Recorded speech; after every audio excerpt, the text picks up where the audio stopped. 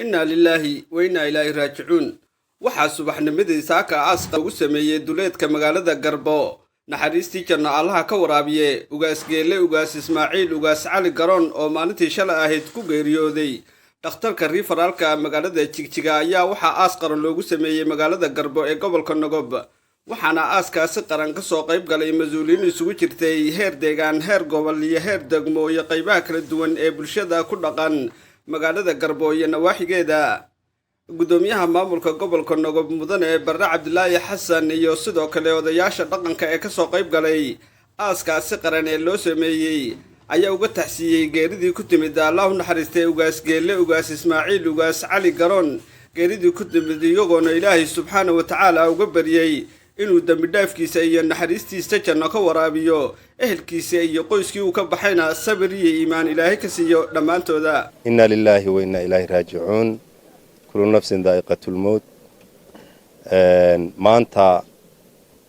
tiir weyn oo tiirasha ay ku taagneed gobolka Nogob iyo deegaanka Soomaalidu kamid ah ayaa maanta inaga baxay ugaas geele ugaas Ismaaciil ugaas Cali Garoon runtii ugaas taariikh kule ama mug weyn kule taariikhda sooyaalka Soomaaliyeed iyo deegaanka Soomaaliyeed iyo gobolka Nogbeed ayuu ahaa gaar ahaan degmada Garbo tiirka weyn ayaa maanta inaga baxay waxaan leenahay Ilaahay naxariistii jannaha ka waraabiyo dhammaan ehelkii uu ka tagay samir iyo iimaan Allah ka siiyo qabrigana Allah waasiciyo Ilaahay ha uga dhiga beer kamid ah beeraha jannada runtii taariikhdiisa waa laga sheekeeyay wuxuu ahaa 76 jir sida la sheegay wuxuu ku dhashay magaalada Malayko wuxuu maaragtay dhashay 1900 taariikhda 48 dadka uu ka tagay waa 21 caruur aha 11 gabdhood iyo 10 wiil ayuu ka tagay intuu asagu dhalay tarankooda kolkuu lagu daro tan iyo kuwa awoow u yahayna waa 56 caruur aha oo wiilal iyo gabdho isugu jira qoys ballaaran ayuu ka tagay qoys ballaaran buu kolka horena ka dhashay runtii nin wuxuu ahaa ku suntan hogaamin iyo maxaan ku iraahdaa kolkii horena hogaamiye dhaqan ka soo jeeday sida la sheegay wuxuu xilka hayay oo ugaas ahaa oo lagu caana shubay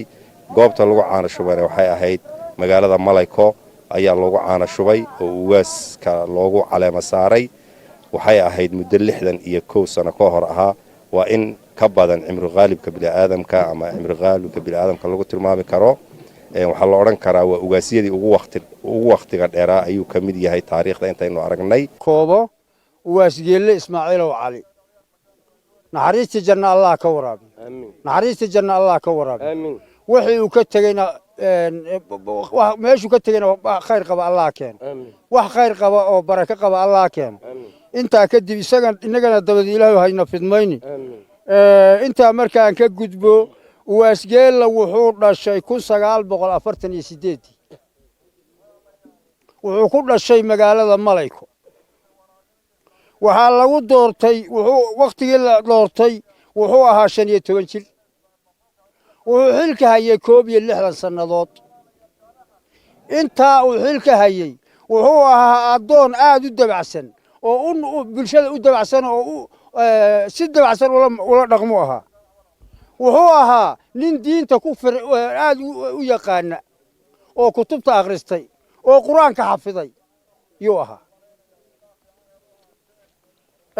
muddada 61 sano oo xilka hayay waa adoon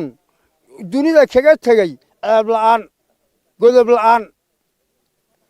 dadku ka tagay waa 22 qof isagu u dhalay waxa ay sii dhaleen iyaga marka la isku darana waxa weeye 56 adoon tarankiisuna sidaa yahay uu ahaa daadiisu waa 76 61 sano xilku hayay taariikhda geel sidaas u ahaa waa ummadda wuxuu kula noolaa si sharaf ah qof macaanjaga ma ahayn qof dabacsan buu ahaa qof masaakiinta u nuxu ahaa